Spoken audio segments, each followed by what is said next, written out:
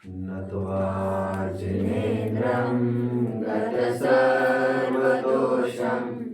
सर्वज्ञदेवं हितदर्शकं च श्रीजैन सिद्धान्तप्रवेशिकेयं विरच्यते स्वल्पधियां हिताय। मोक्षार्थियों, शब्द को समझना एक बड़े रहस्य का उद्घाटन करना है। मैं हमेशा सहस्त्र दफे इस बात को कहता रहा हूं, जिसने प्रकृति को समझा उसे बहुत पढ़ने लिखने की जरूरत नहीं है। उसे न जिन बिंब की जरूरत है न जिन शास्त्र की भी। हर जगह उसको तो वही दिखता है। वो आती है ना बात हिरण्यकश्यप प्रहलाद की हर जगह उसको वही दिखते थे, लॉर्ड विष्णु। हर जगह देखने वाले को वही दिखता है हर जगह। और क्रियाकांडी लोग किसी पन्नों में, किसी शास्त्र में, किसी पाषाण की प्रतिमा में उसी को टटोलने की चेष्टा करते हैं। खैर, मैं कई दफे ये कह चुका हूं इस बात को कि यदि मुझे जिनवानी नहीं मिलती तब भी मेरा काम तो हो जाता क्योंकि इंपॉर्टेंट और सबसे बड़ा एसेट संगीपने का है। हमें जिनवानी मिली है, पंचम काल मिला है तो ठीक है, उसका मूल्यांकन करने वाला संगीपना हमें मिला है। आज ठीक ठाक संगीपना मिला है और आज दाव चल गया।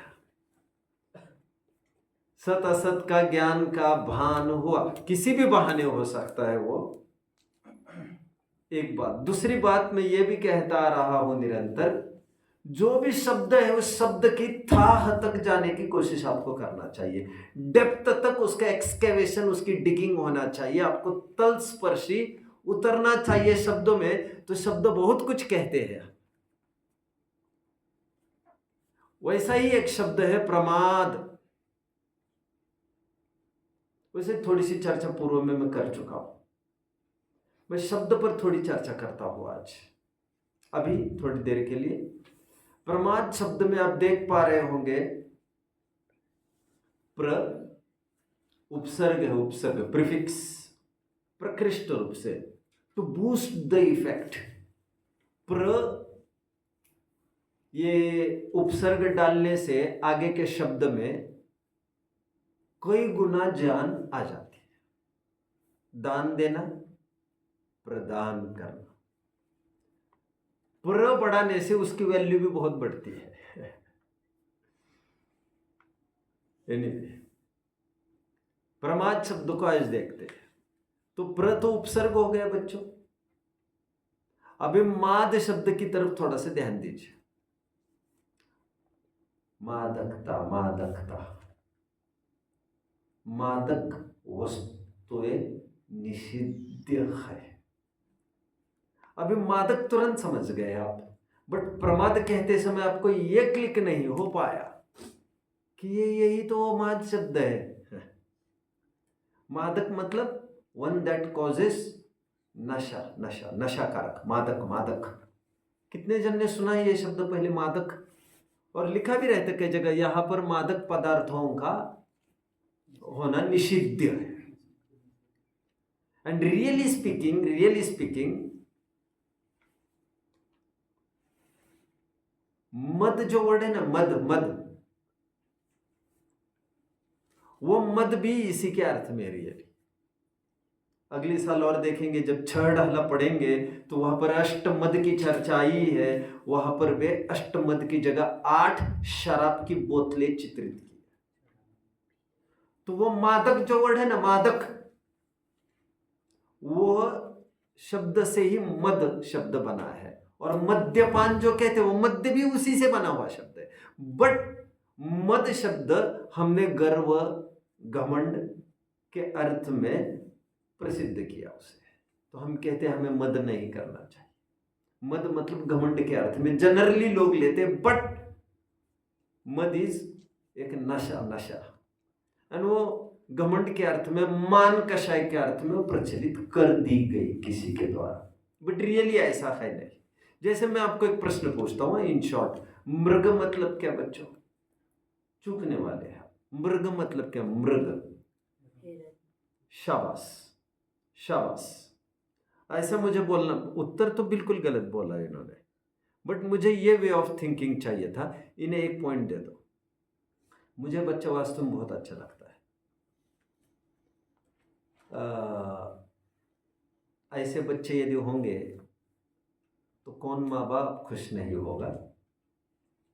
माँ बाप मतलब ये इनके, I am not talking about Praveen Kumar and Mrs Praveen Kumar. माँ बाप मतलब मैं सोच रहा हूँ जिनवानी के ये सपूत है ऐसे, इन्होंने क्या क्या प्रश्न पूछे थे कल की सभा में, मैं आज लूँगा। और मैं आज बहुत सोच रहा था, इनके जो प्रश्न करने की बुद्धि है सोम भैया की, दैट इज जस्ट एक्स्ट्रॉर्डिनरी। मतलब मुझे बहुत इंटरेस्ट आता है उनसे जो समझने की बुद्धि लेके बैठा हो। कल इन्होंने 2-3 प्रश्न पूछे थे प्रमाद संबंधी, और इनका अच्छा नेचर ये है, no one can fool this person. मतलब बाबा वाक्यम प्रमाणम की इनकी आदत नहीं है। इन्होंने कहा है वैसा हम मान लेंगे ऐसा नहीं है। तो ये क्रॉस चेक करते हैं, क्रॉस क्वेश्चनिंग भी करते। कल जो प्रश्न आया तो उस पर भी मैं आज चर्चा कर ही लूँगा।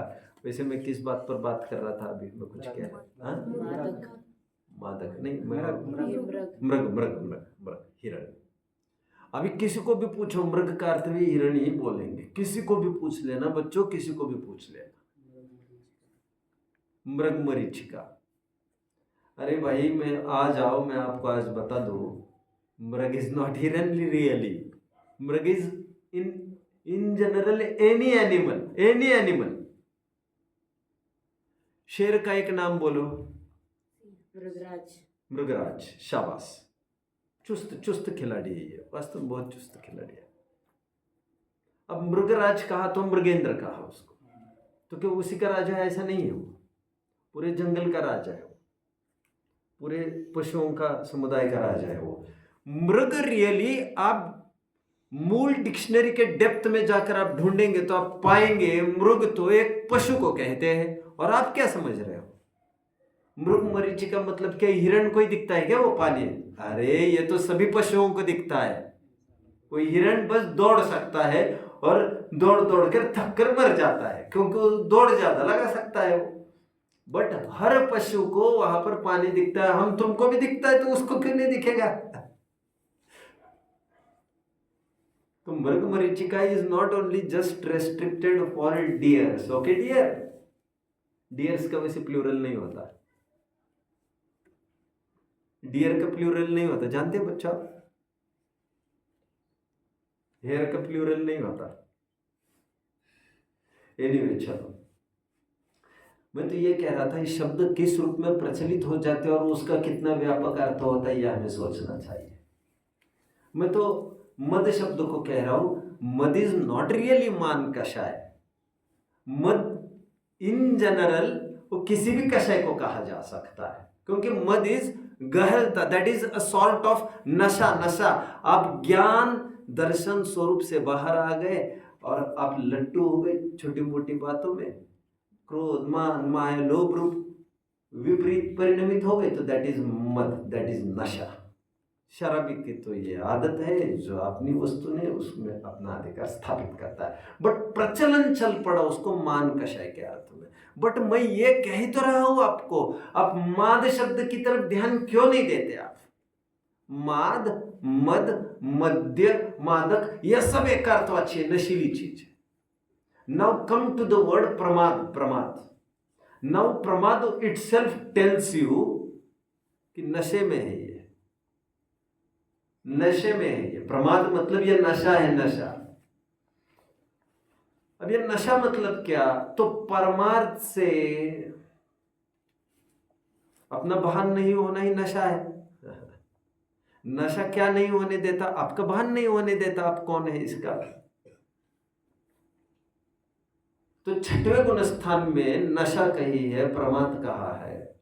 छठवें गुण स्थान तक के जीवों को प्रमत्त कहा है। अच्छा, मत्त शब्द भी यहीं से खड़ा हुआ। मत्त, उन्मत्त, हाथी को कहते मदोन्मत्त, सुना है किसी ने? मदोन्मत्त मतलब पागल हो जाता है।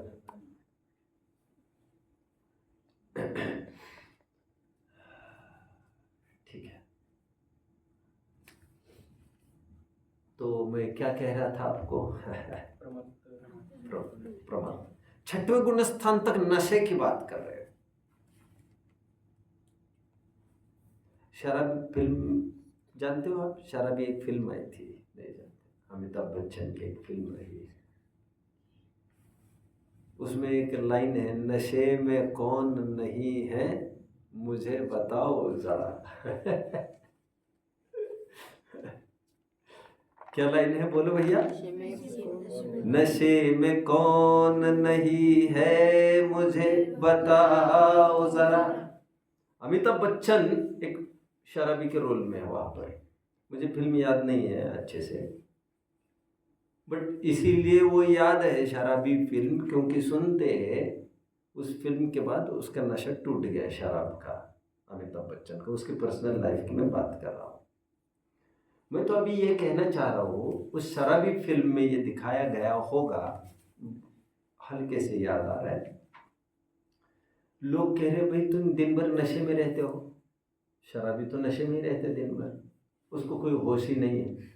लड़के की शादी है, लड़की की शादी नहीं हुई है, घर में चोरी पड़ी है, चोरी हुई है, पत्नी बीमार है, उसको कोई फिक्र नहीं। शराबी को मस्त अपना चढ़ा लेता है और एक तरफ धुंध हो जाता है। तो लोग कहते ये तो नशे में है। तो वहाँ पर वो एक्टर ये पूछ रहा है, नशे में कौन नहीं है बताओ ना मुझे इस दुनिया में, ऐसा प्रश्न पूछा है। कितने जन फॉलो कर रहे हैं मुझे? अभी समझ में आ रहा है अच्छे से आपको? नशे में कौन नहीं है बताओ ना मुझे। क्या तात्पर्य हुआ इसका? तात्पर्य वही हुआ जो स्वामी विवेकानंद वेदांत के स्पीचेस में बोलते समय ये बोल रहे हैं, whole world is a mental asylum. मुझे तो पूरा विश्व ही पागलों का अस्पताल दिख रहा है, मेंटल असाइलम। बात यह है, someone is mad behind money, someone mad behind fame, mad behind beauty. कोई पागल है धन के प्राप्ति में, कोई पागल जुनून सवार है, किसी को मुझे डिग्री होल्डर होना है, किसी को जुनून सवार है मुझे आईआईटी क्लियर करना है, मुझे गेट क्लियर करना है, जेआरएफ टॉफेल क्या करना है, मतलब क्रैक करना है। मतलब सबका अपना अपना पागलपन सवार है। मुझे बताओ ना कौन पागल नहीं है? कौन पूछ रहा है? विवेकानंद। अमिताभ बच्चन कहाँ से आया? मुझे बताओ ना। वो हो गया चैप्टर शराबी का खत्म। वो शराबी ये पूछ रहा है, मुझे बताओ ना नशे में कौन नहीं है। विवेकानंद क्या पूछ रहे हैं? मुझे बताओ ना कौन पागल नहीं है। सबको अपना अपना पागलपन पड़ा, रात दिन इस देह परिणति को आपो चितार। रात दिन इस शरीर को अपना मानकर पागल बना बैठा, पागल रात दिन इसी की खिदमत कर रहा है। छठवें गुण स्थान तक के जीवों को प्रमादी कहा जा रहा है, प्रमत्त कहा जा रहा है। प्रमाद मतलब नशा होता है। नशा उसको कहते हैं जिसको भान नहीं है, कॉन्शियसनेस नहीं है, अवेयरनेस नहीं है about what is happening, who you are, वो ये भी तुम नहीं जानते हो। तो छठवें गुण स्थान तक ऐसी कौन सी होश नहीं है बच्चों, ये आपको ढूंढना पड़ेगा। छठवें गुण स्थान तक ये प्रमत्त क्यों कहा? ऐसा क्या है जो छठवें गुण स्थान में नहीं हो पाया और सातवें गुण स्थान में हो गया, जिससे सातवें गुण स्थान का नाम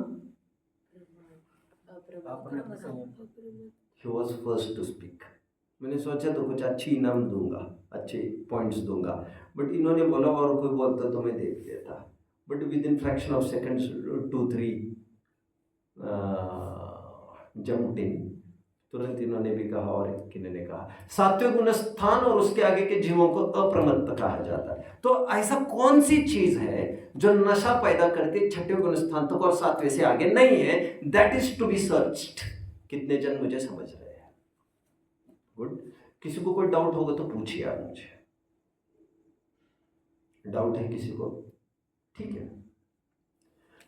छठवें गुण स्थान और सातवें गुण स्थान की क्या खास वेरिएशन है हम देखते हैं। वेरिएशन मतलब फर्क। क्या फर्क है छठवें सातवें गुण स्थान को हम देखते हैं, जिससे छठवें गुण स्थान वर्तियों को प्रमत्त कहा जाता है। छठवीं वर्ती मतलब छठवें तक के, और सातवें वालों को अप्रमत्त कहा जाता है। सातवें मतलब सातवें से आगे गुण स्थान वाले। गुण स्थान वैसे अगली साल हम देख लेंगे। ऐसा क्या है जो सी सौ का खेल बना है? सी सौ कितने जन जानते हैं? अच्छा, आप समझते हैं सी सौ, कभी यहां कभी वहां, दैट इज सी सौ। और मुनिराज भी एक सी सौ का निरंतर खेल खेल रहे हैं।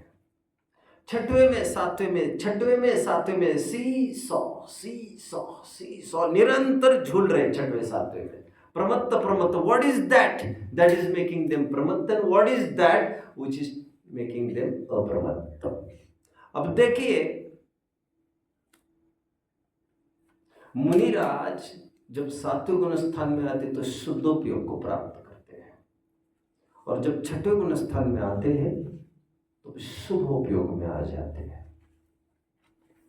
शुभोपयोग का गुण स्थान आश्रव का गुण स्थान का है, शुद्धोपयोग का गुण स्थान निराश्रव का गुण स्थान कहा गया है। मैं जानता हूं ये उपचार का कथन है, क्योंकि आश्रव तो तेरे गुण स्थान तक है, बट यहां पर विशेष आश्रव की बात करनी है। और सातवें गुण स्थानवर्ती मुनिराज शुद्ध उपयोग में स्थिर हो जाते, मतलब उनका उपयोग आत्मसन्मुख हो जाता है। अभी तक छठवां गुण स्थान था ना, तो छठवें गुण स्थान में उपयोग बहिर्मुख होता था। कभी आहार का भाव होता था, कभी विहार का होता था, कभी निहार का होता था।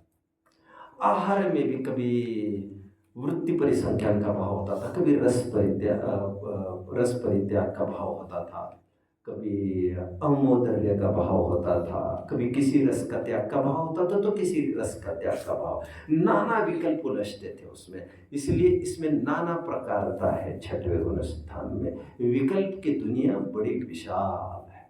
अच्छा, कभी ग्रंथ भी लिखने का भाव आता था, अथवा कभी सुनने का भाव आता था, कभी सुनाने का भाव आता था, अथवा कभी पढ़ने का भाव आता था। पढ़ने में कभी प्रथमान्योग का भाव आता था, कभी द्रव्यान्योग का भाव आता था, कभी कर्णान्योग का, कभी चरणान्योग का। चरणान्योग में कभी श्रावकाचार का भाव आता था, कभी श्रवणाचार का भाव आता था। श्रावकाचार में कभी 8 मूल गुण का पालन संबंधी पढ़ने पढ़ाने का भाव आता था, तो कभी 11 प्रतिमाओं। कितनी विविधता, कितनी वैरायटी! यह सब छठवें गुण स्थान में होता है, शुभ उपयोग में। लेकिन यह उपयोग बहिर्मुख है। जब तक उपयोग आत्मसन्मुख नहीं होता, तब तक उस उपयोग की पूज्यता, प्रशंसनीयता वैसी नहीं होती। कभी भी अपना घर का आदमी घर पर लौट कर आए, समझदारी इसी में होती है। सुबह का भोला शाम को लौटकर आ तो जाए, तो उपयोग किसका है? जीव का है। और मंडरा कहाँ रहा है? बाहर। भले ही शुभ में, बट वो शुभ उपयोग बहिर्मुख उपयोग है। आपने आचार्य उपाध्याय साधु का सामान्य स्वरूप देखा है, मोक्ष मार्ग प्रकाशक पेज नंबर 3 में देखा है, अथवा बालबोध भाग 3 में पाठ 2 में देखा है। उस आचार्य उपाध्याय साधु के सामान्य स्वरूप में यह बताया गया था, तीव्र कषाय के उदय का अभाव होने से जिनके अशुभ उपयोग की सत्ता का तो अभाव ही हो गया है, परंतु मंद राग के उदय से कदाचित शुभोपयोग होता है, उसे भी वे हे मानते हैं। कितने जन को याद आ रहा है? ये हमने देखा था। शाबाश। इन परिभाषाओं को कभी नहीं भूलना चाहिए। बेशकीमती ये परिभाषा है।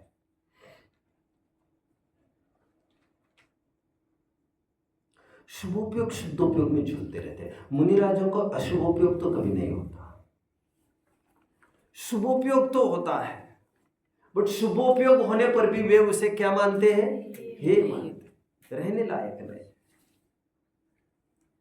होने लायक तो एक ही स्थिति है, स्वभाव में रमने लायक है। स्वभाव के बाहर कहां रमने लायक है? उपवास पूज्य नहीं है बच्चों।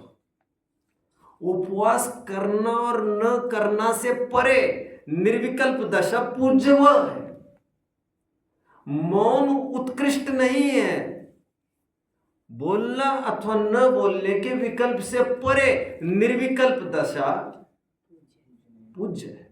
निर्विकल्प दशा को ही शुद्धोपयोग कहते हैं। निर्विकल्प स्वरूपाचरण भी इसी को कहते हैं, आत्मानुभूति भी इसी को कहते हैं, अंतर्मुख परिणाम भी इसी को कहते हैं। यद्यपि चौथे गुणस्थान में सम्यक तो था, तो आत्मा का भान तो वहां पर भी था, लेकिन आत्मा का भान होने पर भी चौथे पांचवें में छठवें में आत्मा का ज्ञान श्रद्धा न होने पर भी स्थिर नहीं हो पा रहे थे। उपयोग फिर भी बहिर्मुख हो रहा था, सम्यक दृष्टि होकर कहीं विवाह रच रहे हैं, कहीं लड़ाइयां कर रहे हैं।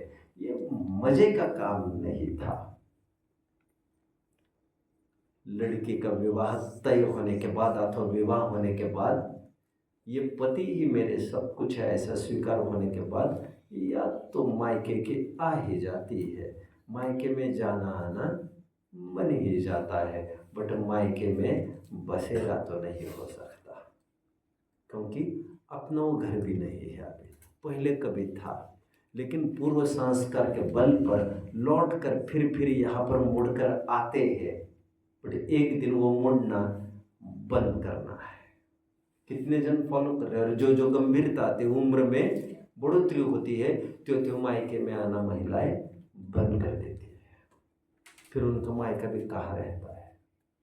आपकी मम्मी आपके मामा के पास जाती है? कभी जाती होगी। आपकी दादी कभी जाती है क्या? हाँ? माँ कितनी बार जाती है मामा नाना के पास? साल में एक दो बार। दादी कितनी बार जाती है? रेयर। और पूर्व की पीढ़ी उठाए यदि तो परदादी की तो और मुश्किल होगा, फिर वो कहाँ जाना आना बनेगा। ठीक उसी प्रकार उपयोग अपने में स्थिर होने लगता है। इससे प्रमाद की एक नई परिभाषा खड़ी होती है। इस नशा की, इस बेभान स्थिति की एक नई परिभाषा खड़ी होती है। अनादर किया है इन्होंने, कुशल कार्य का अनादर किया है। कुशलेषु अनादरः प्रमादः, ऐसी परिभाषा पूज्यपाद स्वामी जी ने सर्वार्थ सिद्धि में की है। कुशलेषु अनादरः प्रमादः, कुशल कार्य का अनादर वह प्रमाद है। और कुशल कार्य क्या है बच्चों? एट एनी कॉस्ट होने लायक काम क्या था? शुद्ध उपयोग। होने लायक काम तो शुद्धोपयोग था। तुम तुम्हारे ही आत्मा में ही रमे रहो, होने लायक तो यह था। और सात्विक गुण स्थान में यह होता है शुद्धोपयोग, इसलिए उनको अप्रमत्त दशा कहते हैं। यहां पर प्रमाद का अर्थ ऐसा नहीं लेना चाहिए कोई सो रहा है तो प्रमाद कर रहा है। लोक व्यवहार में बोला जाता है क्यों प्रमाद में समय गंवा रहे हो, उठो जागो, अपना अपना काम करो, शिथिल आलसी मत हो, प्रमादी मत हो। वो प्रमाद एक अलग चीज है। बट यहां पर परमार्थ प्रमाद की बात की जा रही है।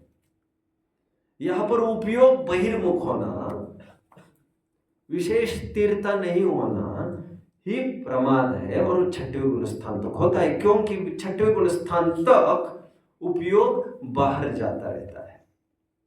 भले ही आहार करने के नाम पर शुभ उपयोग में जाता है, बट लेकिन जाता तो बाहर ही है। और थोड़े दिन पहले कहा था ये शुभ उपयोग भी अपराध है। याद आ रहा है? मैं एक बार कह रहा था शुभोपयोगोयम अपराधः। अशुभ उपयोग की तो हालत ही खराब है। अशुभ उपयोग की तो हालत ही खराब है। चलिए, प्रमाद का एक अर्थ हो गया। अभी पहले मैं सोम जी के प्रश्नों की तरफ बढ़ूंगा जो कल आए थे, लेकिन उससे पहले किसी और को कोई डाउट होगा तो आई विल एंटरटेन। बोलो। कुशलेश्वर प्रमाद ये कौन से ग्रंथ का है और वो किसने लिखा है? बोलो भाई, इनका उत्तर कोई, इनका उत्तर बोलो कोई।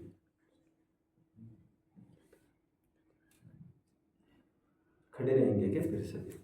नोट नहीं किया होगा ये तो समझ सकता हूँ, इतना सब नोट भी करना नहीं बनता, बट कम से कम अभी अभी तो बात कही है तो बोल तो देते आप।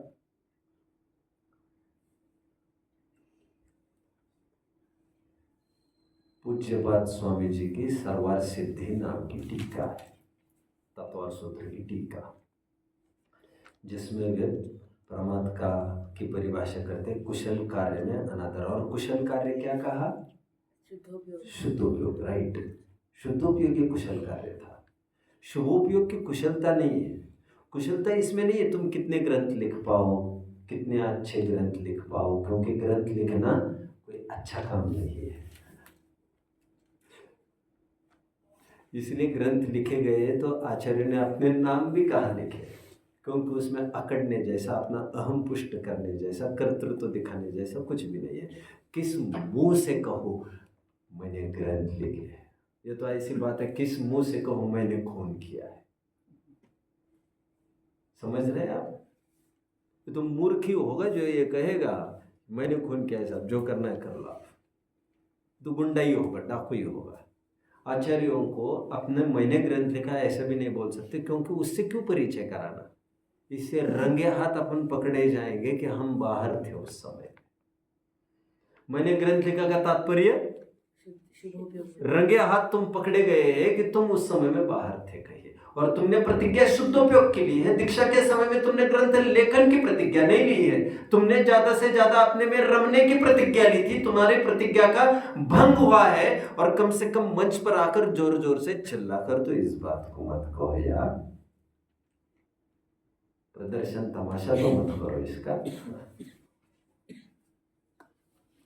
किसी को कोई डाउट होता हाथ ऊपर करिए आप, नहीं तो मैं दो प्रश्नों की तरफ बढ़ रहा हूँ आगे। इनके दो प्रश्न है।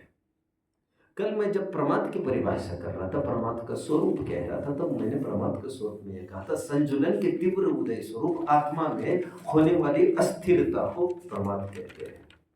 मैं ये कह रहा था।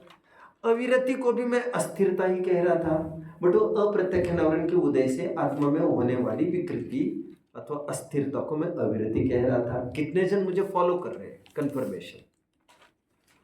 कोई डाउट हो तो पूछ सकते हैं। है डाउट? ठीक है। अभी कुछ प्रश्न उत्पन्न हुआ है। प्रमाद की परिभाषा लिखते समय एक बात और रूल समझना है बच्चों।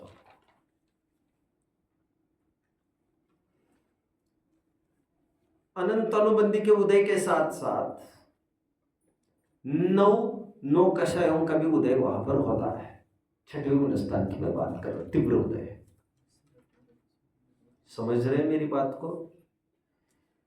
जैसे पहले गुणस्थान में अनंत अनुबंधी का उदय कहा, तो अनंत अनुबंधी का उदय नहीं, अनंत अनुबंधी अप्रत्यक्ष और प्रत्यक्ष और संजुलन उदय तो सबका ही है वहां, और नौ कषायों का भी है।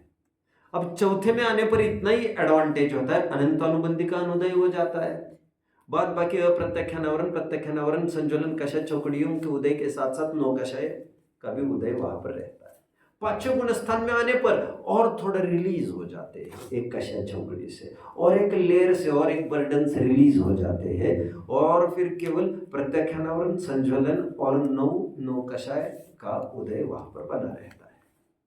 छठवें गुण स्थान में आने पर प्रत्यक्ष नवरण से भी रिलीज होकर केवल संज्वलन थोड़ा रिलीज होते जा रहे हैं, निर्भर होते जा रहे, फिर संज्वलन तथा नौ कषायों का उदय यहां पर बना रहता है। कितने जन फॉलो कर रहे हैं मुझे? अच्छा, संज्वलन के तीव्र उदय से होने वाली चीज को प्रमाद कहते, विकृति को इतना कहते तो दिक्कत आती, क्योंकि छठवें गुण स्थान ही तो प्रमाद नहीं है ना, छठवें तक प्रमाद है। इसीलिए उन्होंने कहा अनंत अनुबंधी अप्रत्यक्ष और प्रत्यक्ष और संज्वलन तथा नौ नौ कषाय के उदय संबंधी जो आत्मा की विकृति अस्थिरता, दैट इज संज्वलन, दैट इज प्रमाद। कितने जन फॉलो कर रहे हैं मुझे? कोई डाउट है किसी को? समझ में आ रहा है पूरा विषय? बढ़िया। समझ में आ रहा है? बढ़िया। एक मिनट, आप 10-15 मिनट की बात नहीं करेंगे आगे। परिभाषा में 3 पार्ट्स को के रूप में परिभाषित किया गया है। पहला पार्ट अनंतानुबंधी अप्रत्यक्षानुवन प्रत्यक्षानुवन संज्वलन और 9 कषाय चौकड़ियों का उदय और 9 कषायों का तीव्र उदय। ये एक इंपॉर्टेंट पार्ट। दूसरा पार्ट है निरतिचार चारित्र में अनुत्साह, ऐसे शब्द पढ़ा है। And he was asking me the same question yesterday. Som ji मुझे कल ये पूछ रहे थे यहाँ पर जो वर्डिंग है उसका अर्थ क्या है। मैंने कहा था अभी वो छोड़ो, अभी इतना ही बचा लो, आज कल उसकी बात करेंगे। निरतिचार चारित्र में अनुत्साह। व्हाट इज प्रमाद? निरतिचार चारित्र में अनुत्साह। व्हाट इज निरतिचार चारित्र में अनुत्साह? पहले तो एक बात समझ लीजिए, प्रमत्त हो गए मतलब अनुत्साहित तो हो ही गए, और अप्रमत्त हो जाएंगे मतलब उत्साही हो जाएंगे अपने स्वरूप में रमने के। तो निरतिचार चारित्र में अनुत्साही मतलब, क्योंकि 6वें गुण स्थान में थोड़ा दोष लग रहा है उनको, शुभोपयोग में आ रहे हैं, वो अतिचार लग रहा है। और 7वें गुण स्थान में जाते ही वही चारित्र निरतिचार हो रहा है। 6वें में भी चारित्र, क्योंकि 6वें गुण स्थान से चारित्र तो चालू ही होता है बच्चों, बट 6वें में शुभोपयोग होने से वो सातिचार चारित्र है, सदोष चारित्र है। और 7वें गुण स्थान जब शुद्धोपयोग का पालन करते वो निरतिचार और निर्दोष चारित्र है। इसलिए 28 मूल गुण का पालन, समिति आदि का पालना, वो चारित्र नहीं, वो चारित्र का मल है। वो जो बगैस आपको दिख रहा है, वो जो मोलेसिस आपको दिख रही है, जो सूंघने में एकदम पंजेंट और एकदम गंदी स्मेल जिसकी आ रही है, क्योंकि तुम शुगर केन फैक्ट्री के पास से गुजर रहे हो। तो ये जो मोलेसिस है, मड़ी, कितने जन समझ रहे बात को? अभी अपन तो उसी पार्ट के हैं, शुगर फैक्ट्रीज है यहाँ पर। I think Maharashtra sugar production के रैंकिंग में भी कुछ रहा था, मुझे आज का स्टेटस पता नहीं है। ऐसे आप MP UP में चले जाएंगे तो आपको शुगर फैक्ट्री से तो बाहर मुश्किल लगेगा आपको। 1-2-3 जिले में भी कोई शुगर फैक्ट्री एक आध भी होगी तो भी मुश्किल होगा। अभी मैं जहाँ पर रहता हूँ वहाँ माळशिरस तालुका, वहाँ पर आसपास ही कम से कम 5-6 फैक्ट्रीज है, शुगर फैक्ट्रीज। तो कितनी शुगर फैक्ट्रीज है वहाँ पर? तो यहाँ पर ये लोग ज़्यादा समझ सकेंगे, बाहर के लोग बहुत कम समझ सकेंगे इसे। शुगर फैक्ट्रीज में से वेस्ट के रूप में मोलेसिस निकलती है। मोलेसिस समझे? मड़ी, जो खेतों में चली जाती है फिर खाद के रूप में। तो मैं ये कह रहा हूं आपको, वो शक्कर नहीं है, वो शक्कर का मैल है। यदि वो मैल नहीं होता तो उसकी भी बिक्री होती फिर, क्योंकि इस दुनिया में कुछ भी फ्री फोकट का नहीं जाता। आदमी मरने के बाद जो राख होती है उस राख की भी टिकिया बनती है, नहीं जानते आप लोग?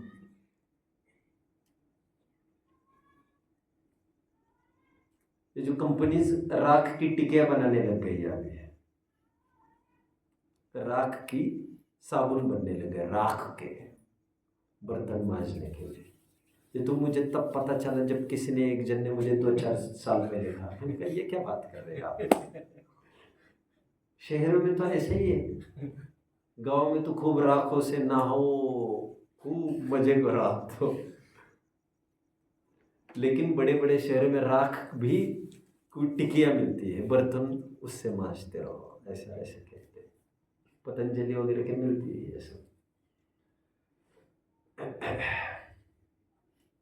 खैर, इस दुनिया में कुछ भी फ्री का नहीं जाता, मुझे तो ये कहना है।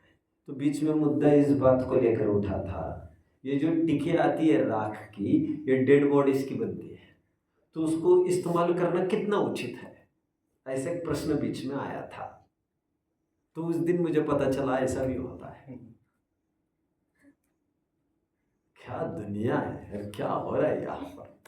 मैं तो ये कह रहा हूं, यदि वो मोलेसिस, वो वेस्ट नहीं होता तो उसकी भी बिक्री होती, और बिक्री नहीं हो रही इसका मतलब वो वेस्ट है। और वनस्पति प्रकृति ऐसी चीज है जो वेस्ट से वेस्ट चीज को बेस्ट से बेस्ट चीज बना देती है। इसलिए जितने भी गोबर आदि है, आदमी की भी विष्ठा आदि है, खाद के रूप में वनस्पति, ये प्रकृति ही ये काम कर सकते हैं। ये प्यूरिफिकेशन का, रिसाइकल का, है ना। ये शरीर एक ऐसी मशीन है, प्योरेस्ट चीज अंदर डालो और खराब चीज बाहर निकलती है, ऐसी फैक्ट्री है। और बाहर की नेचुरल फैक्ट्रीज ऐसे खराब चीजें दे दो, they give out nice things. Carbon dioxide खींचते हैं, ऑक्सीजन देते हैं। जैसे एक मशीन लगा रखी है किसी ने, जैसे फायर एक्सटिंग्विशर जैसी मशीन हो, वैसे नेचुरल मशीन सही है। मैं पर्यावरण पर नहीं बोल रहा हूं, मैं तो ये कह रहा हूं आपको, जैसे वो मोलेसिस, जैसे वो बगैस, वो गन्ना नहीं है, शुगर नहीं है, वो शुगर का मैल है। उसी प्रकार 28 मूल गुण, ये चारित्र नहीं है, ये चारित्र का मैल है, मैल। कितने जन समझ रहे हैं? 28 मूल गुण के लिए दीक्षा नहीं ली थी आपने।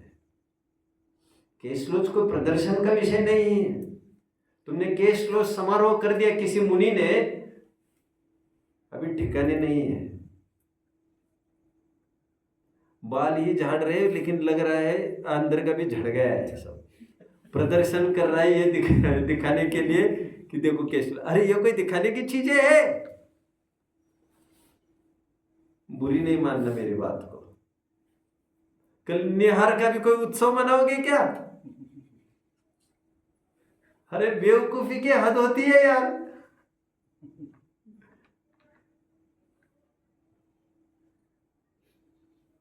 और मूर्ख जनता मिली है। ये तुम्हारे अकेले के काम है ये सब।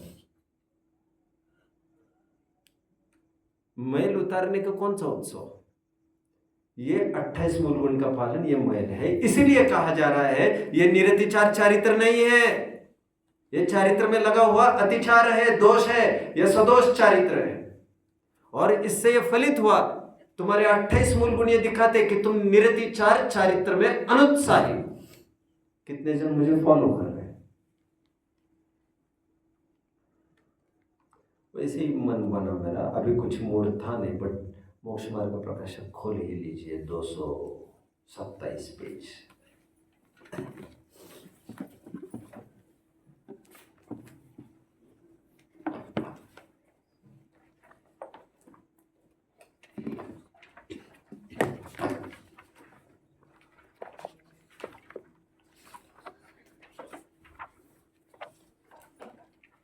हाथ ऊपर कर लीजिए बच्चे, मिला तो। एक काम करिए, 229 पर आइए, चारित्र।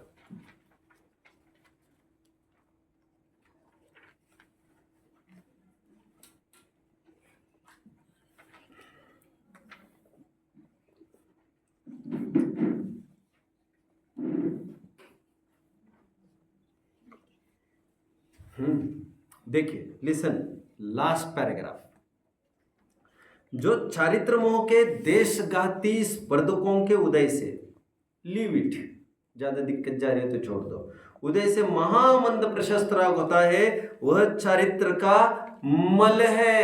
शुभ भाव क्या है? वो शुभ भाव चारित्र का मल है। दैट इज नॉट चारित्र, मतलब चारित्र का दोष है, मतलब वो प्रमाद है। और हमें चाहिए अभी निर्दोष चारित्र, निरतिचार चारित्र, वह है शुद्धोपयोग, अप्रमत्त दशा, विच स्टार्ट्स फ्रॉम सातों गुण स्थान। कितने जन मुझे फॉलो कर रहे हैं? समझ रहे हैं अच्छे से? बहुत अच्छा, बहुत अच्छा। ये बच्चा तो अच्छा बच्चा है। आप समझ रहे हैं? कोई डाउट? समझ रहे इसलिए अच्छा, ऐसे नहीं। समझने की भावना होना अच्छी बात है, जरूरी नहीं आप वन फर्स्ट स्ट्रोक में समझ जाओ, और सभी जन एक सरी के होते भी नहीं। You shouldn't expect, it's foolishness. सबको ये अपेक्षा नहीं रखना चाहिए मेरा बच्चा टॉप आए और आप जो कह रहे हो फटाफट समझता जाए, इट्स फुलिशनेस। ऐसा होता भी नहीं। अरे मैं भी नहीं समझता हूं, मुझे कितनी बार 1000 दफे पढ़ना पड़ते है एक बात, तो मुझे भेजे में घुसती है, तो वो कोई इश्यू नहीं है बड़ा। बोलो कोई बात है तो। अभी छोड़ो उसको, वो अभी जब मोक्ष मार्ग प्रकाशक कभी पढ़ा जाएगा तो देखा जाएगा। चलिए थर्ड पॉइंट, आपके प्रमाद की परिभाषा में कर रहा हूं। वहां पर 3 बिंदु दिए हैं। एक तो अनंत अनुबंधी अप्रत्यक्ष अनावरण, प्रत्यक्ष अनावरण संयोजन, नौ कषाय का उदय, एक पॉइंट है। दूसरा पॉइंट है निरतिचार चारित्र में अनुत्साह। तीसरा पॉइंट दिया है उन्होंने स्वरूप में असावधान। ये 3 पॉइंट दिए बराबर प्रमाद के लिए। पढ़ा था कि नहीं आज? हाँ। शाबाश, पढ़ना तो है ही आपको। टाइम ज्यादा जाएगा तो चिंता मत करो, मैं आपको व्यवस्था कर दूंगा टाइम की। फिर यह हुआ कहीं से कट शॉर्ट हो जाएगा, वो चिंता आप उसकी मत करो। तीसरा बिंदु क्या है? स्वरूप में असावधान। और स्वरूप में असावधान का तात्पर्य ये चारित्र की तरफ फिर संकेत आ गया, क्योंकि शुद्धोपयोग से चिग गए, उपयोग बहिर्मुख हो गया, तो असावधान हो गए। असावधानी को ही गहल कहते हैं, नशा कहते हैं, बेभान स्थिति कहते हैं, उसी को प्रमाद कहा जा रहा है। बस ये प्रमाद की बात कंप्लीट। अभी किसी को डाउट नहीं होगा तो मैं तुरंत भेद इसके बता देता हूँ। 15 लिख लीजिए, 15 भेद बोलो। रहता कि वो 28 मूल गुण ये चारित्र के मैल है, तो मूल गुण पालन करने का शुभ भाव, रियली। हाँ, तो उधर ये प्रशस्त राग वही ना, शुभ राग। तो 28 मूल गुण मतलब शुभ राग ही होते हैं। 28 मूल गुण शरीर की क्रिया है, रियली शरीर की क्रियाएं परिचायक है, अंदर में भी कृति जो हो रही है उसकी।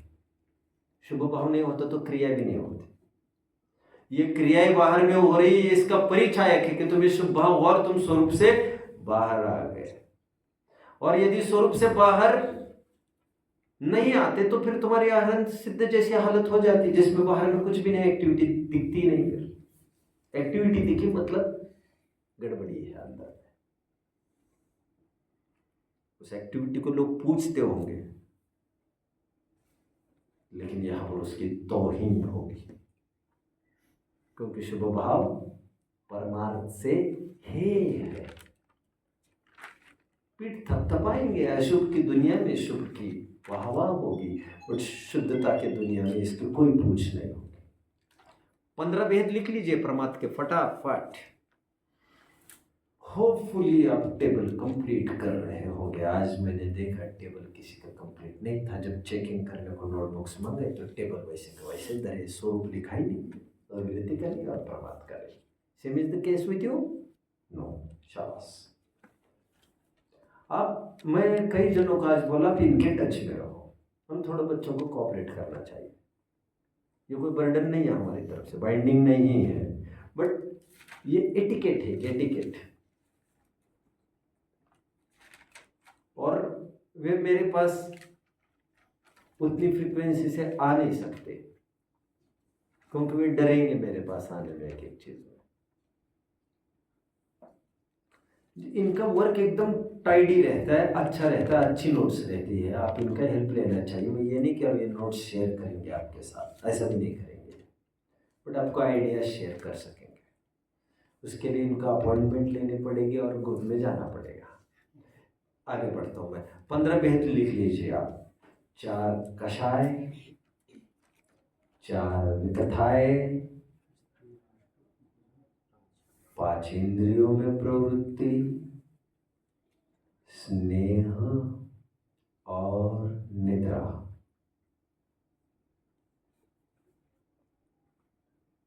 क्लियर? ये हो गई 15 प्रमाद के 15 भेद। एक बिंदु पर चर्चा कर ही लेता हूं मैं कि बाद में खुद में वही सोच रहा हूं। आज एक काम करते हैं, एक बस करते हैं, फिर अगले पीरियड में सब सेटल कर लेंगे। कषाय और नो कषाय को बाद में देखेंगे। हालांकि कषाय ऑलरेडी डिस्कस किया, आई थिंक क्वेश्चन नंबर, कौन से क्वेश्चन पर डिस्कस किया था पहले? कषाय कहाँ हुआ है?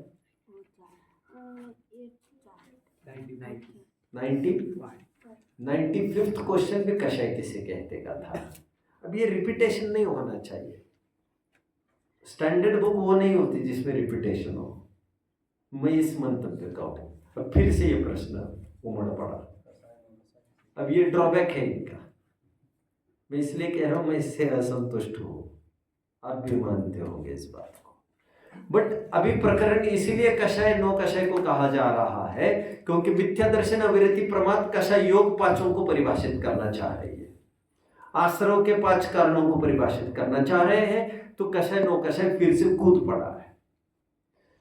तो आपको इच्छा होगी तो 15 मिनट अपन कंटिन्यू कर सकते हैं, नहीं तो मैं होल्ड कर सकता हूँ। क्या करना है बताइए, क्योंकि आज प्रश्न उत्तर तो होंगे। क्या करना है बताओ? कंटिन्यू करना है। तो फिर आज मैं कषाय और नो कषाय का टेबुलर फॉर्म में डिफ्रेंशिएट करके देता हूँ। जल्दी आप डिफ्रेंशिएट करना चालू करो।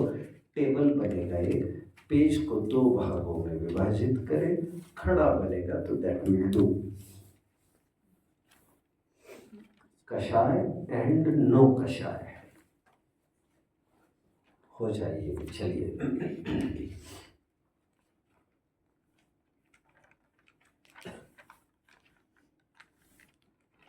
कषाय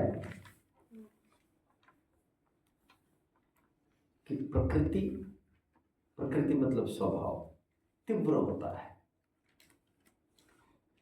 और नो कषाय की प्रकृति मंद होती है। प्रकृति मतलब स्वभाव, नेचर, क्योंकि नो कषाय शब्द इटसेल्फ टेल्स। शाबाश शाबाश। देखो ऐसा चाहिए मुझे, नो प्लस कषाय एंड नो इज ईशत। ईशत इज किंचित, स्तोक, स्थूल। तो किंचित कषाय है, एक कषाय है और एक किंचित कषाय है। पॉइंट 2, कितने जन फॉलो किया इसको? पहले कोई शाब्दिक अर्थ बताया। पॉइंट 2, इसका विश्लेषण पहले कभी दूसरे में कर रहा हूं, दूसरे पॉइंट के अंदर। कषाय तीव्र होती है और नो कषाय मंद होती है बाय नेचर।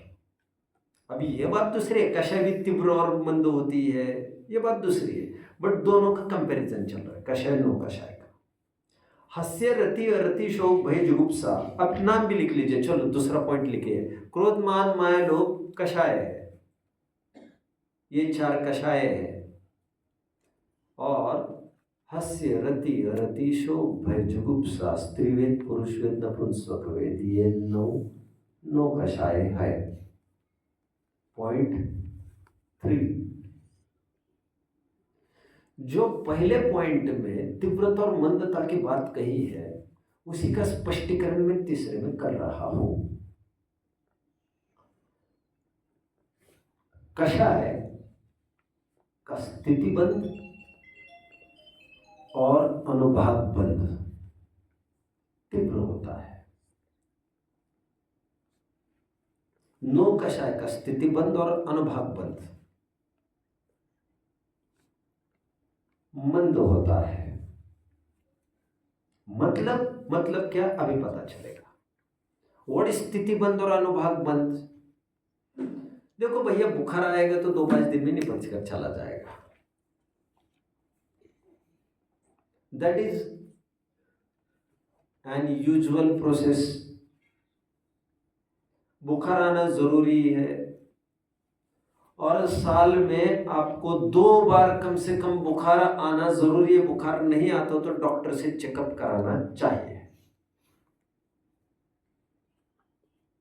क्योंकि बुखार के माध्यम से एंटीबॉडीज नष्ट होती है बॉडी। जो भी एंटी जर्म्स शत्रु तैयार होते हैं अंदर में, वो शरीर स्वयं गर्मी क्रिएट करके उनको नाश कर देता है। तो उनका नाश होना जरूरी होता है। ये प्राकृतिक चिकित्सा है, कहते साल में 2 बार बुखार आना चाहिए और आए हुए बुखार को रोकना नहीं चाहिए। यदि आप रोकते हो तो बीमारियों का आमंत्रण करते हो। मैं आयुर्वेद नहीं पढ़ा रहा हूं, मैं आपको ये बता रहा हूं। बट वह बुखार यदि 10 दिन, 15 दिन, 20 दिन, 25 दिन वो हट ही नहीं रहा है, तो वह एक बीमारी निकालने के लिए नहीं आया, वो बीमारी पैदा करने के लिए आया है। You should get checked. May be TB, may be malaria, may be jaundice, may be anything. तो ये जो 2-3 दिन का बुखार और 20 दिन का बुखार में जो अंतर है, वो कषाय में और नो कषाय में अंतर है। तो कषाय आएगी तो ज्यादा टाइम के लिए बनती है। वो बीमारी का बुखार ज्यादा दिन के लिए रहता है। उसी प्रकार स्थितिबंध मतलब ज्यादा पीरियड वो लॉक कर देता है, जीव को बांध देता है, ज्यादा टाइम तक वो जकड़ाए रखेगा वो। और नो कषाय का स्थितिबंध छोटा होता है, तो ज्यादा टाइम तक नहीं बांधे रखेगा वो। ये स्थितिबंध की बात है। स्थितिबंध मतलब एक टाइम पीरियड की बात है, over the time of period. And एक अनुभाग बंध की बात है, with how much severe tremendous intensity it will work. Intensity को दिखाता। मैंने एक बार बात की थी अनुभाग बंध की, इंटेंसिटी की मैं बात कर रहा था। याद आ रहा है क्या आपको? किसी को? आपको याद आ रहा है, इसलिए मैं आप ही की तरफ देख रहा था। आपसे एक्सपेक्टेड था मुझे आप बोलोगे, क्या करें।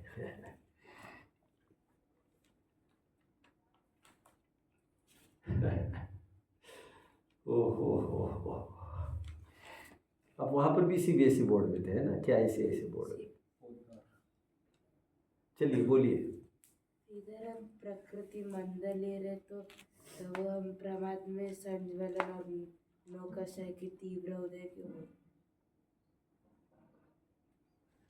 बाद में, अभी मैं दूसरी बात सोच रहा था। अभी रुको जरा, ये होने दो।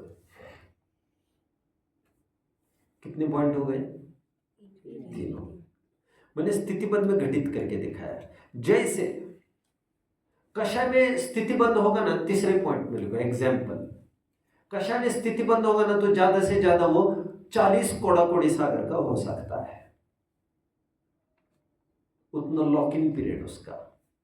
You will not be able to move in that period. You will not be able to withdraw yourself from that situation.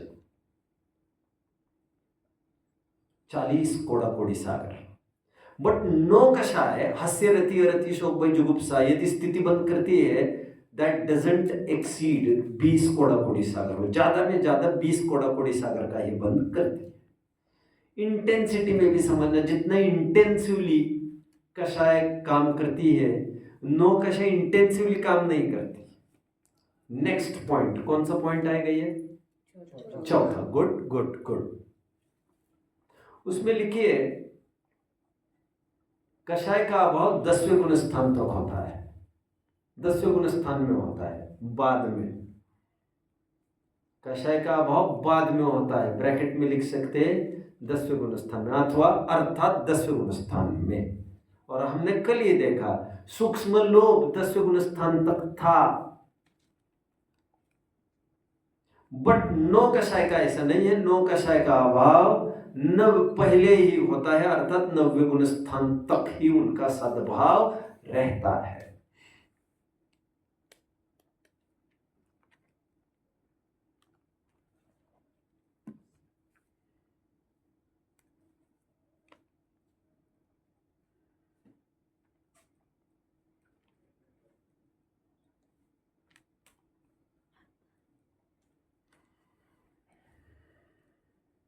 लिख लिया?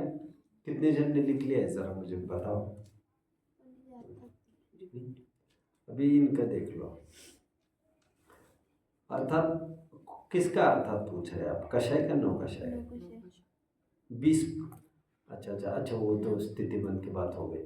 नौ कषाय में अर्थात 9वें गुण स्थान तक उनका सद्भाव रहता है। 9वें गुण स्थान तक वे रहते हैं, सद्भाव की जरूरत नहीं है। 9वें गुण स्थान तक नौ कषाय रहती है, वेराइज कषाय 10वें गुण स्थान तक रहती है। माइटेर होता है वो लास्ट में नष्ट होता है, इसका ये प्रमाण हो गया।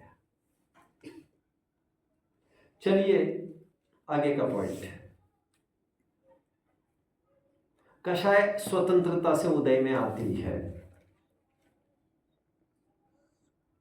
बट नौ कषाय स्वतंत्रता से उदय में नहीं आती। नौ कषाय को उदय में आने के लिए किसी न किसी कषाय के साथ ही उदय में आती है। टेबल हमारा पहले बना है, कहाँ पर बना है? कषाय पाठ में क्या? अच्छा, बालबोध में क्या? अच्छा, इतनी नहीं होगी, बट बालबोध में बना है। हाँ, वहां पर डिटेल्स नहीं दिया होगा, but this fellow reminded. Nice. इन्हें 2 पॉइंट और दे दो। रिमाइंड तो इन्होंने किया, फिर आप रिमाइंड कर देते पहले।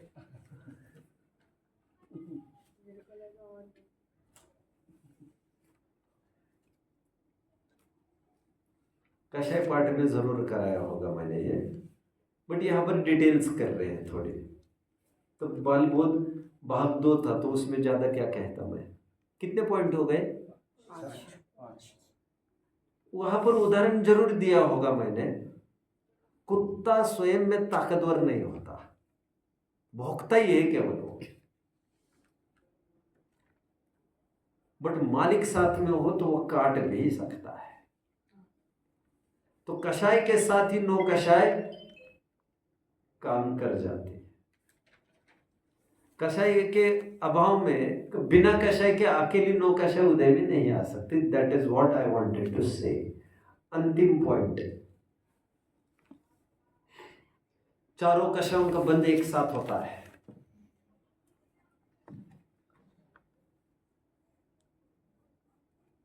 कौन सा पॉइंट है ये? गुड। चारों कषायों का बंध एक साथ होता है। 9 कषायों में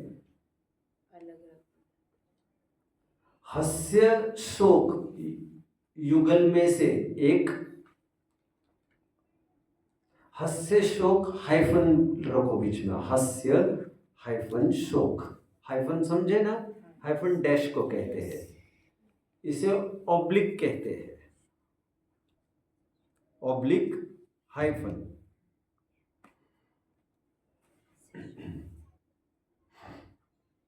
कहाँ पर आए बच्चों? हास्य शोक युगल में से एक, रति अरति युगल में से एक, तथा 3 वेदों में से किसी एक का ही बंध एक समय में होता है। मतलब 9 कषायों का 9 का बंध एक साथ नहीं हो सकता, ज्यादा से ज्यादा 5 का बंध हो सकेगा बस। और एक पीरियड लगेगा मुझे इसे कंप्लीट करने में। आने वाला पीरियड जैन सिद्धांत प्रवेशिका का अंतिम पीरियड होगा। आज प्रश्न कौन सा चला? 162 चला है ना? 162 चला। अभी मुझे और एक पीरियड चाहिए, मंगलत्रय के 12 भावना उसमें देखनी है, योग के बारे में भी कुछ कहना है और मोक्ष मार्ग प्रकाशक का एक आधार देना है।